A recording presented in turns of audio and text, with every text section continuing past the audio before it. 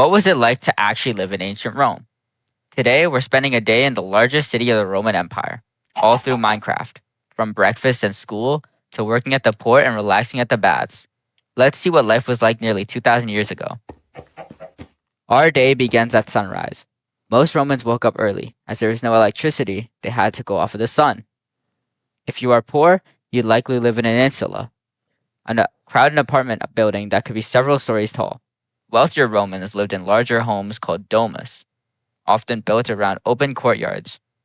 Rome itself was enormous. At its peak, over 1 million people lived there, making it one of the biggest cities in the world. Breakfast was usually simple. Many Romans ate bread, fruit, olives, or cheese. The average Roman wasn't starting the day with a huge feast. Most people needed something quick before heading to work. A popular Roman food was garum, a fermented fish sauce used to flavor meals throughout the empire. Religion was part of everyday life. Romans believed gods watched over different aspects of the world. Before important events, people often prayed or left offerings at temples. Roman temples were designed to impress. They featured large columns and grand entrances, inspired by Greek architecture. Religion wasn't just personal. It was connected to government, festivals, and public life throughout the empire.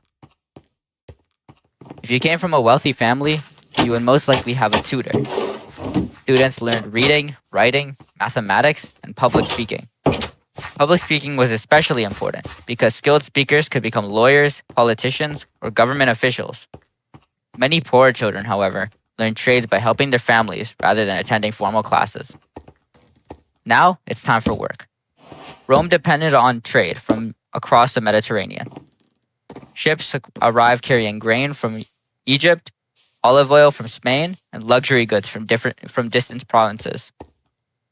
Workers at the port spent their days unloading cargo and preparing ships for new journeys. Without this constant flow of supplies, feeding Rome's massive population would have been impossible.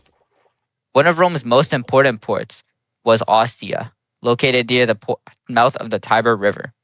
Of course, Rome's power didn't come from trade alone. It was also protected by one of the most effective militaries in history. The backbone of the Roman army was the legion. Every legion contained thousands of highly trained soldiers who could march long distances, build camps, and fight in organized formations.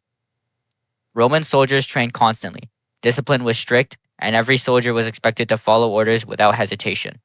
While traveling through the city, it's impossible to ignore Roman engineering. The Romans built thousands of kilometers of roads that connected their empire. Aqueducts carried fresh water into cities while using carefully calculated slopes. They also perfected the arch and made extensive use of concrete, allowing them to construct massive structures that still survive today. Many modern buildings still use ideas first developed by Roman architecture. For a long day of work, school, or business, many Romans headed to one of the city's public baths. At first glance, they might look like giant swimming pools, but Roman baths were much more than that. They were some of the most important social centers in the empire. Before bathing, Romans often exercised. They might run, wrestle, lift weights, or play ball in an open courtyard called a palaestra. After working up a sweat, they would begin the bathing process. The first stop was usually the tepidarium, a warm room that helped people adjust to the heat. Next came the calidarium, the hottest room in the bathhouse, heated by furnaces beneath the floor. It functioned more like a modern steam room or sauna. For many Romans, the baths were not a luxury reserved for the rich. Entrance fees were often low enough that ordinary citizens could visit regularly. In a city filled with crowded apartments and busy streets, the baths offered a place to unwind, stay clean, and connect with the community. As the sun sets over Rome, it's easy to see why this nation became one of the greatest empires in history.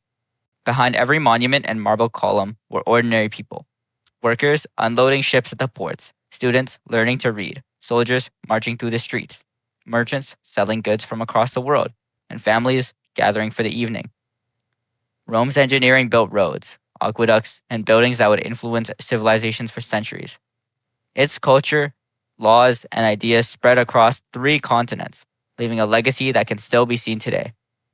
But for the people who lived here, this wasn't history. It was simply everyday life. And that's what a day in ancient Rome looked like.